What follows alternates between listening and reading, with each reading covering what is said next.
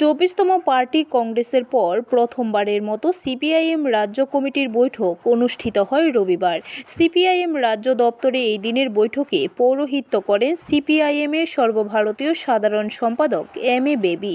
বৈঠকে মূলত সর্বভারতীয় পরিস্থিতির পাশাপাশি রাজ্যে কিভাবে সিপিআইএমকে আরও সংগঠিত করা যায় সেই সকল বিষয়ে আলোচনা করা হয়। এক সাক্ষাৎকারে সিপিআইএম রাজ্য সম্পাদক জিতেন্দ্র চৌধুরী বলেন, 24তম পার্টি কংগ্রেসের পর এই দিন প্রথম সিপিআইএম রাজ্য কমিটির বৈঠক অনুষ্ঠিত হচ্ছে। পার্টি কংগ্রেসের রাজনৈতিক ও সাংগঠনিক যে প্রস্তাব গ্রহণ করা হয়েছে তার উপর এই দিনের বৈঠকে চর্চা হবে এবং সেই প্রস্তাব ত্রিপুরা রাজ্যে কিভাবে বাস্তবায়িত করা হবে সেই বিষয়ে এই দিন আলোচনা করা হবে।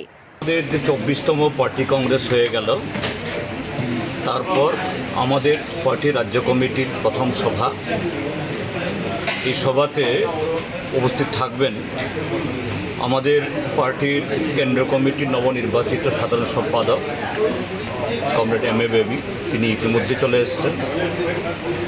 আজকে মূলত পার্টি কংগ্রেস এবং রাজ্য সম্মেলনের মধ্যে আমরা যে রাজনৈতিক এবং সাংগঠনিক প্রস্তাব আমরা গ্রহণ করলাম তার উপর চর্চা হবে এবং সেই চর্চার উপর ভিত্তি করে পার্টি কংগ্রেসের যে রাজনৈতিক যে দিশা ঠিক করা হয়েছে তা আমাদের রাজ্যে কীভাবে আমরা কার্যকরী করব, সাংগঠনিক দিক থেকে আমরা কী উদ্যোগ নেব, এই বিষয়ে সিদ্ধান্ত হবে।